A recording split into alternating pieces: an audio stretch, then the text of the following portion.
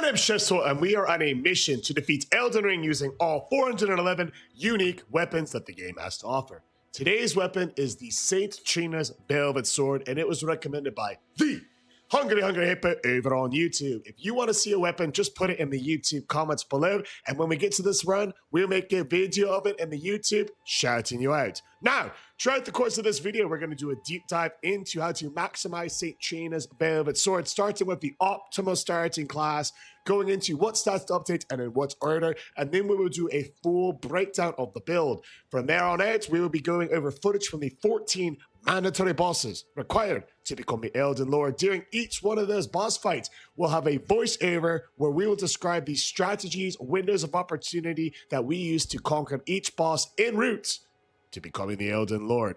Finally, we're going to end the video with a tier list ranking where we will rank Saint Trina's Velvet Sword against the other weapons we have done so far in the run, and that tier list will be growing as the series continues. So if you're not already, drop a follow down below, follow for all things Elden Ring, and without further ado, let's get into the starting class. The optimal starting class when doing a full playthrough using the Saint Trina's Velvet Sword is going to be the Prisoner, because the requirements for using Velvet Sword of Saint Trina are as follows. You need 14 in intelligence, 12 in dexterity, and 10 in strength. And this is the only class that brings us in with all of those stat requirements, actually being perfect with exactly 14 intelligence, and having the minimum requirements of strength and dexterity. When leveling this class, the first thing that you want to do is get your vigor up from 11 up to 30. That's going to help us with that early game survivability. From there, the weapon scales most highly in dexterity. So you want to get your dexterity up to a minimum of 20.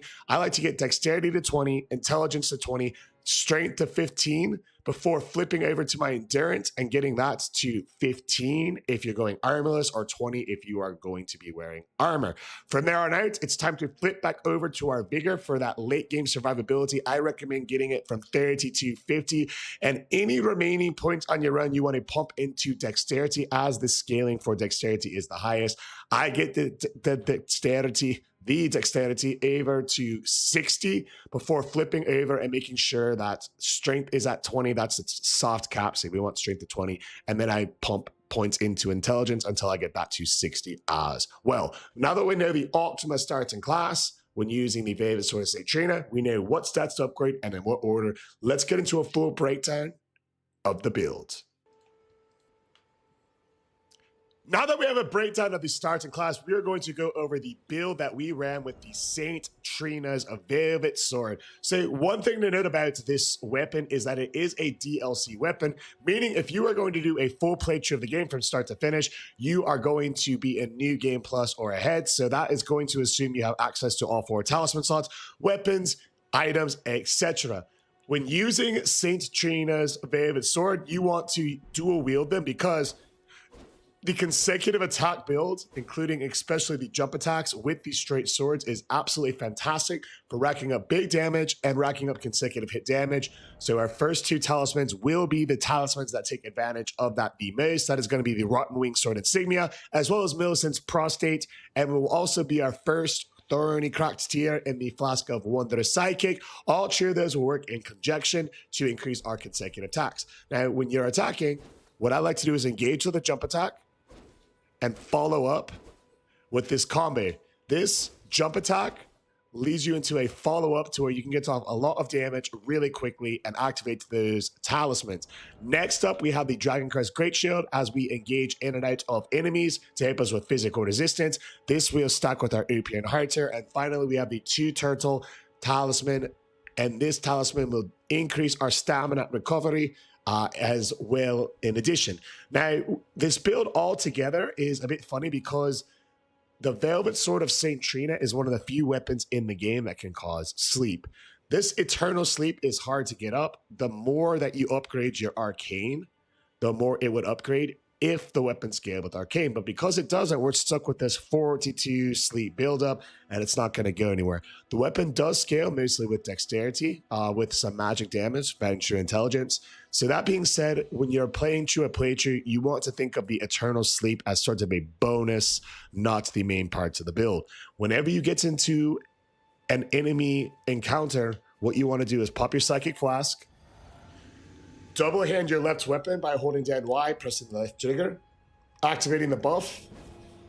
This is going to increase your sleep and your intelligence damage on your sword onto your hand by pressing Y and right trigger, and then activate the buff on the other sword.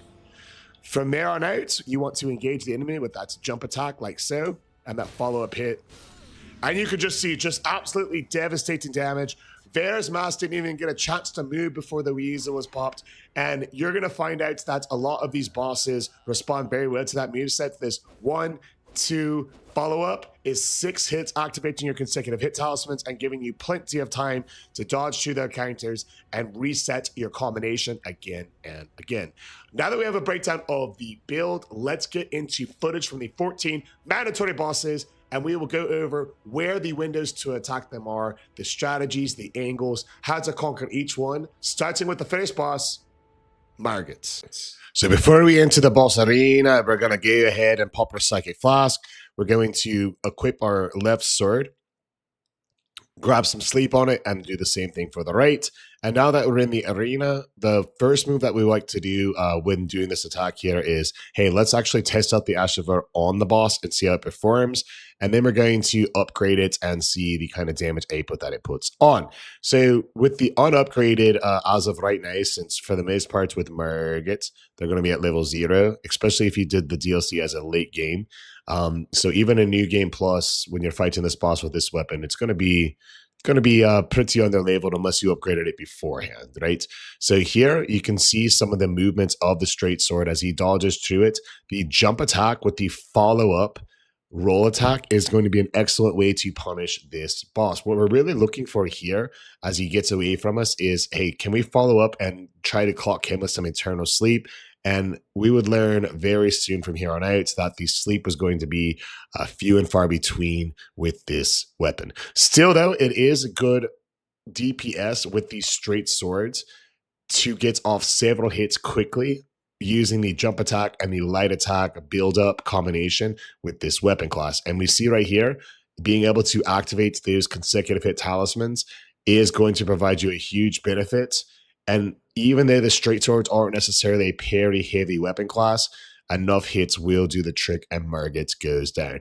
Few hits, the damage wasn't great. The overall difficulty is a 3 on 10 for Margit, the Fell Omen. We're going to head to Stormvale Castle and see how the Velvet Sword of St. Trina does against Godrick. When fighting Godrick, what we decided to do from here on out is let's go ahead and coat the weapons before the arena. That's where you see here as opposed to the Margit fight. And you see the damage output is fairly substantial.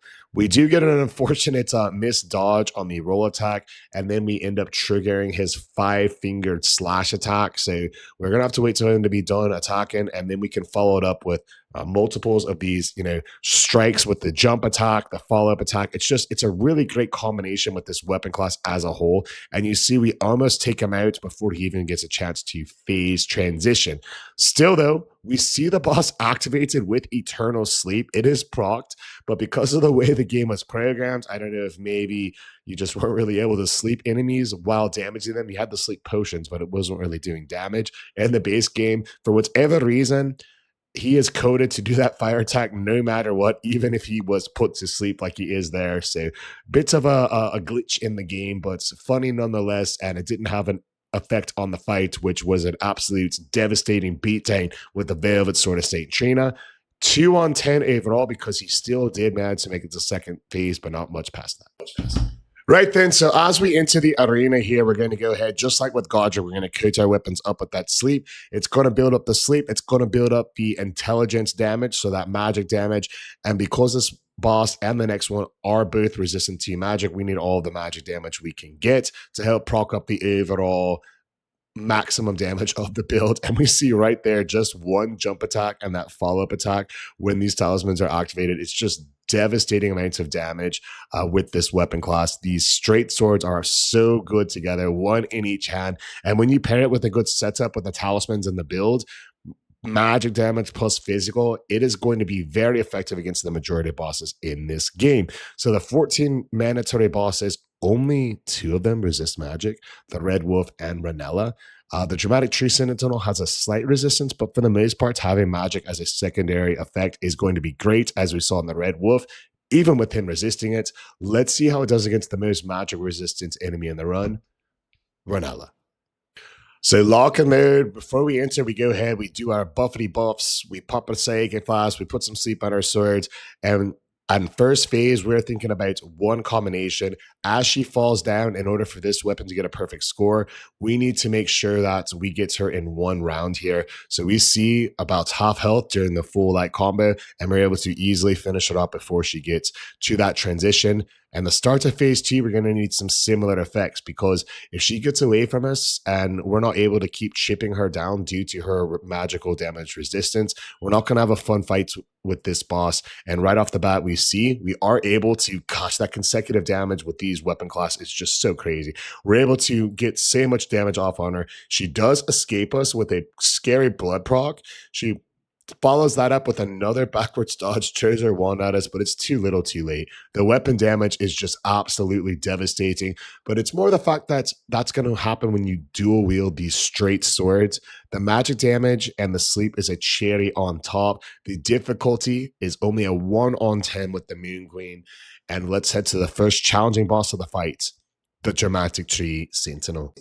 Right then, so for the Drama Queen, we definitely want to make sure we prop our Psychic Flask and sleep both of our swords, because right when the fight starts, he's going to be standing there like a sleepy weasel before he even gets a chance. So we hop off, air attack, follow it off, start hitting those consecutive hits, and you just see a devastating 8-hit combination, 8 hits.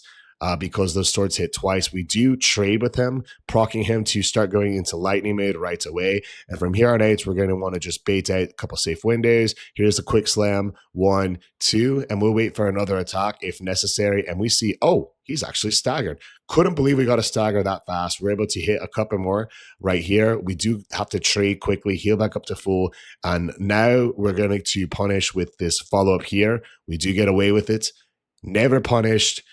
And the Dramatic Tree Sentinel does his attack to hit us one more time. We again get hit with a fireball for the first time. And now it's going to be time to dodge the lightning, drink the drinks, reline it up, and finish off this Dramatic Weasel here. We're going to wait for a sure window, and we should see one right after he does his lightning getting rid of. We dodge to that, and right as the slam goes, we dodge forward, finishing off the Dramatic Tree Sentinel. It got a bit sticky towards the end, but the beginning damage output was so devastating that he didn't get a chance to really get going at the start, meaning that this fight is a 3 on 10 difficulty. Let's see how it works against the Ghost of Godfrey. So the Ghost of Godfrey is going to be one of those bosses that you could overwhelm with these quick attacks due to his extremely fast punish with his axe. So we see right here, this is going to allow us to do a quick roll attack, and that follow-up damage is where we're going to make our bread and butter in this fight. Only one here. We're going to, as he jumps, hit him with a jump attack, dodge to his punish, dodge to that, and then punish with a jump attack yet again. End up behind him, and you see as he jumps away, we follow him up and repunish. So every time he jumps away from us and does his stomp, that is a free window of opportunity to punish with a jump attack of our own. And you see right here, anytime our character is crutching, it's to help us recover stamina speed even faster. When you crutch, a lot of people don't realize it recovers stamina, and you get to do it essentially for free. Whenever you end up behind him and you crutch, you know that this boss, the Ghost of Godfrey, is programmed to jump away from you and do his spike slam stomp attack. And as soon as he jumps away, I uncrutch, run towards him, hit him with the 3 jump attack and that follow-up punish. As you can see, the difficulty, a true 1 on 10. Let's head up to Margit.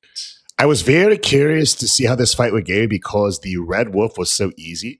A lot of times for weapons, if they're easy on the Red Wolf, they're easy on Morgott because they're both glass cannon type of bosses. A lot of damage, very agile, tough to get a lot of hits on.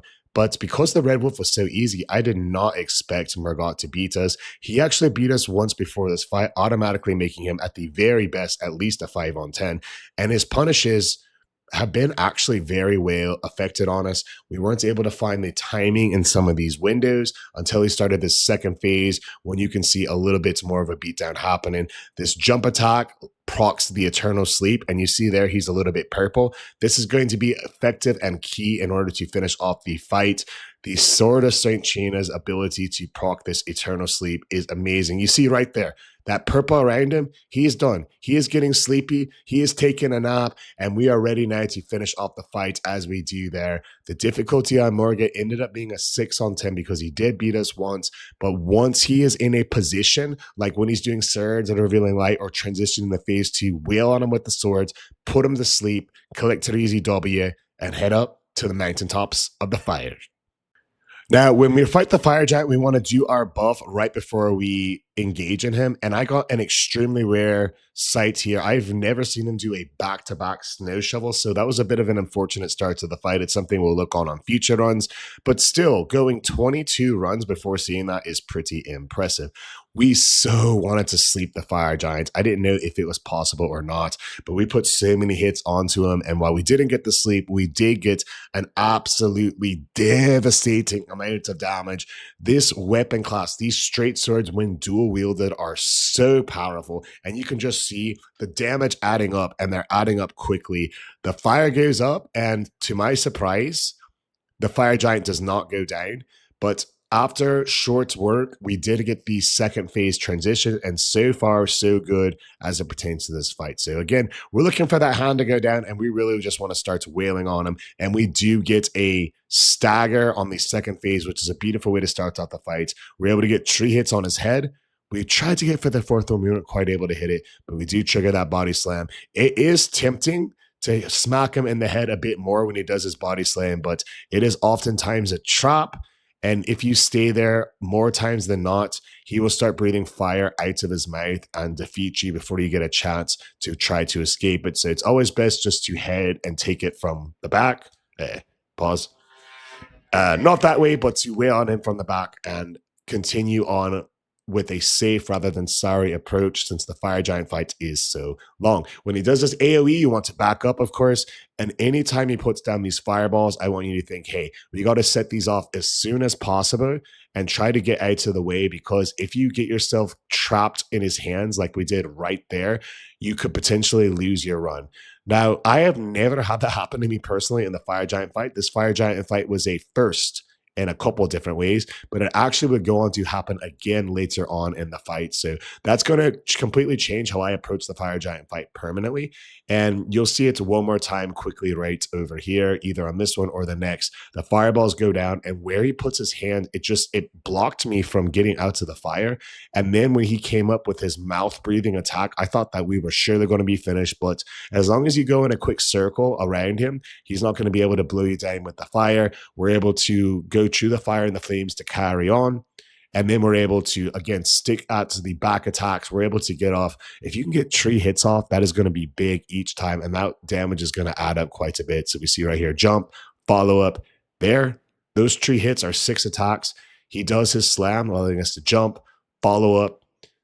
We didn't quite get it again, but the big body slam should allow us to once again get off a nasty combo as he stands up. We miss it one more time, but it's going to be too little too late for the fire giants. We follow him up.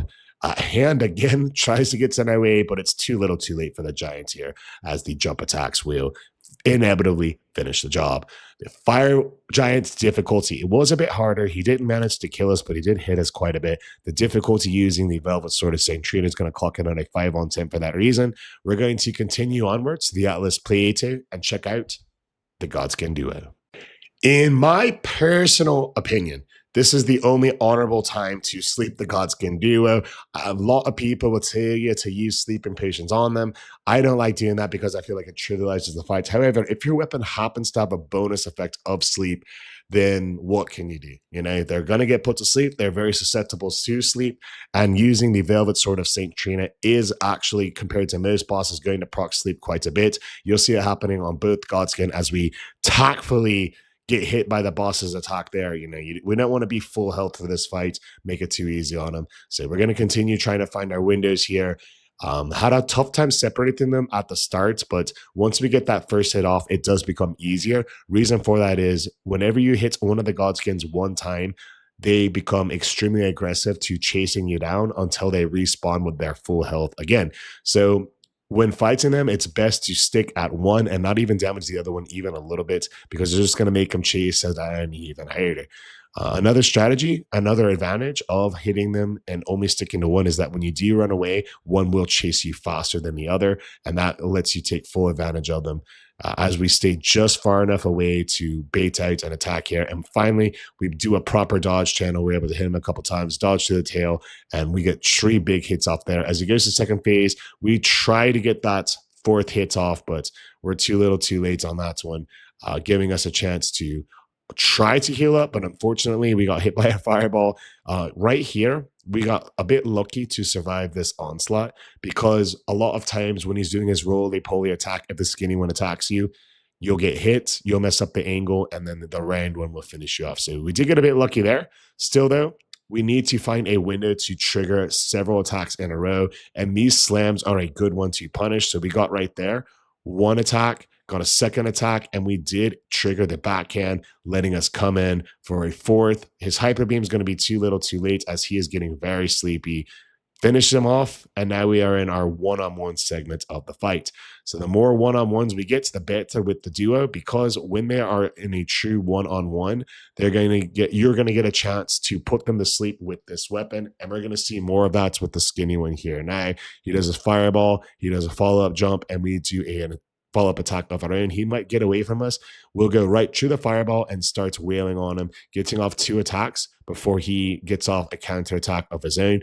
We'll heal to full though, and we know he's going to be throwing that bell pretty soon. So we're going to stay pretty aggressive here, get back, but we're going to get right back in it. And right there, he is getting sleepy. Very, very sleepy. Skinny Godskin down, keeping us back in our one-on-one fight here. So the round one's already back. We don't get really a chance to do the buffs. That's all right though. As long as we have these one-on-ones, we're going to have an easy time at it. We'll get out to there in his AoE, get behind the pillar, proc sleep on one of them, see if we can get him to run through the sleep, and he does. This is just going to make our life much easier as we get back to full, eat a fireball tactfully, get back to full, and then we see a very early bell.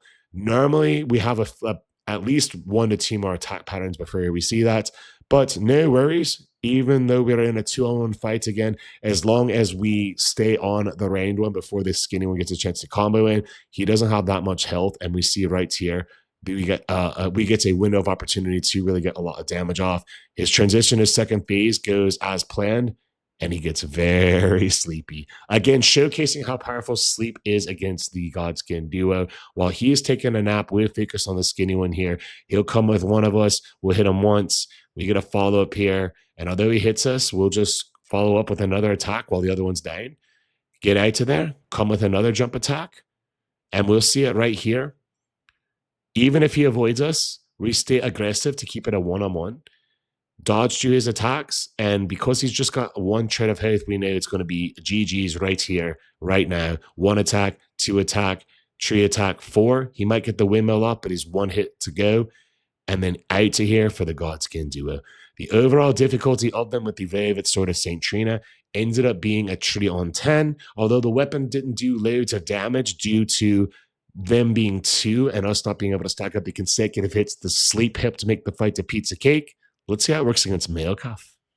When fighting Malkeith in first phase, you want to ideally stick to those light attacks whenever possible because they're going to do loads more damage than trying to get him with charge attacks and trading attacks with him. So when he comes in, he's going to trigger his attack where he's going to throw some rocks at you. You'll be able to dodge right through that or let yourself wake up in the fight and take your first hit for free.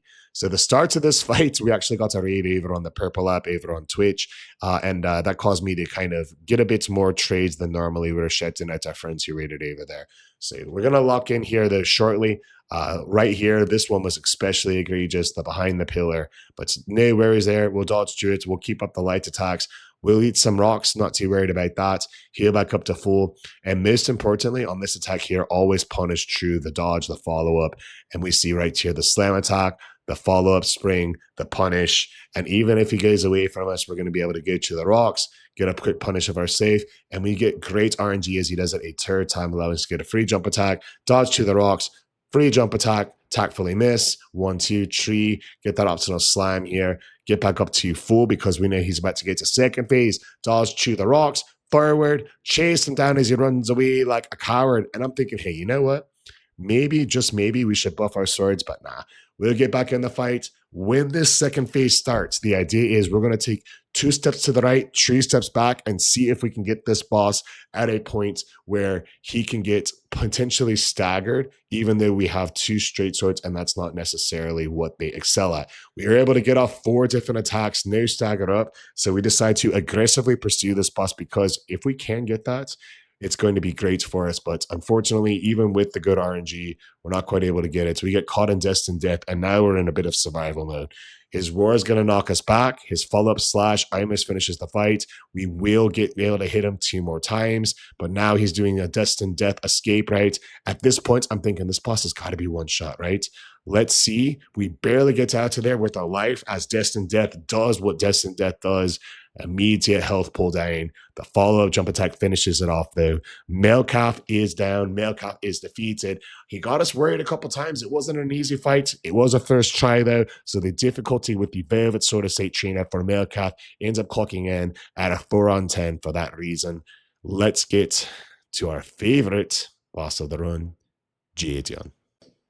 Gideon ended up being by far the hardest run of this challenge. We had to even go as far as to change the build, adding jump armor. We weren't able to get him right when the fight started, so we had to go time after time after time. Over a dozen attempts later, we finally found a way to make Gideon fights work. By far, his magic resistance armor was one of the biggest things protecting him. The damage that we got off with consecutive attacks weren't happening against this boss because even though we got a spree of stuff there, the ability to consistently put him in range to hit him quickly is so hard with this boss, with his ability to heal, his magic attacks that will punish you, and the ability to spam those attacks. It might have looked easy there, but the overall low damage output of this build's design, the fact that it's mixed with magic and his magic resistance, as well as his agility and defensive spells, made him a nightmare. Difficulty with the Velvet Sword of St. Trina for Gideon was a true 10 on 10. Hardest fights in the run as we head up to the first Elden Lord, Godfrey. When fighting Godfrey, the first time you enter the arena, he will get you with that charge attack. Roll through it, punish it, and when he rolls away, you should get followed up with a jump attack and a punish. Similarly to the Ghost of Godfrey fights from earlier, our windows that we learned are going to be the same. 2 quick attacks or 1 jump attack to punish this boss until he transitions over into phase 2. We do try to stay out full so we can punish this boss here, and we're going to do a pretty good job of it as we come out, and we want to bait out that 1-2 quick attack that he does with the optional third one. Right here, we see the optional third went through. When it goes through, we do a quick punish. We easily dodge that stomp attack, and when he goes away from you and then stomps, that is a 3 guaranteed window to jump over his spikes and then stomp him. You're safe with a jump attack. He goes for his 1, 2, 3. We hit him with a quick attack. We jump a stomp. We follow with a jumping attack of our own and punish. We dodge his quick attacks. We get behind him. We wait for him to jump. We jump over the spikes, punish with a jump attack. He goes down. We punish. He jumps away. We follow it up. Jump attack. Dodge through it and punish. Godfrey goes down, and we were very unfortunate. We procced the sleep right when he transitioned to second phase. Kind of like with the fights that we did with Godrick at the beginning. This boss clearly wasn't designed to be slept, sleeping patients, etc. No worries though, we are able to get a devastating combo right when second phase starts, staggering him, critical striking him, and finishing him off before he could even get going. Boss was a piece of cake with his weapons.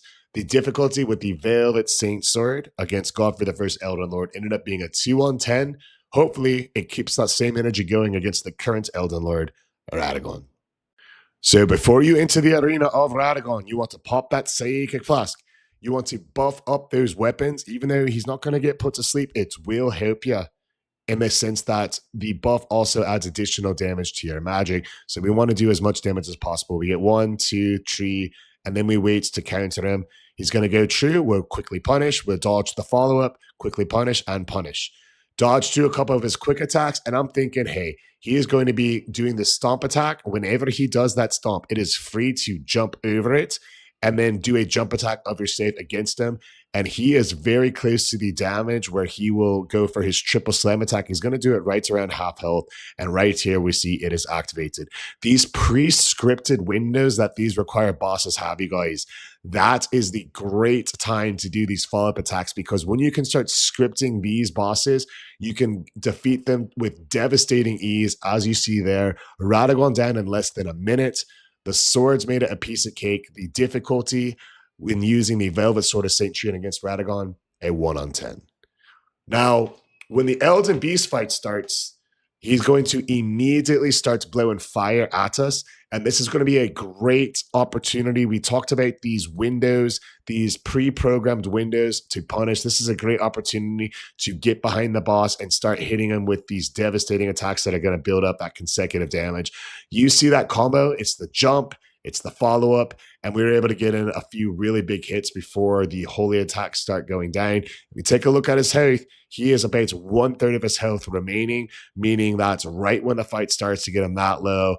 Get the RNG for him to go for a body slam, letting us do 4 more attacks. And as he rolls away a 5th, he is at half health, and the fight has really just started. So he's going to do his ring around the rosy. We're going to grab some pocket full of posy. We're going to reapply the buffs to our Sword of St. Trina's. We're going to hop on our horse, of course, get out of the rings, chase down where the beast is, and you see right there, we're now behind him and in a position to really punish him as he does his Elden Star attack. That is a total of 5 hits, by the way, before the Elden Stars started coming down. We heal up. We see he's coming in with a melee attack here. We'll get the follow-up down.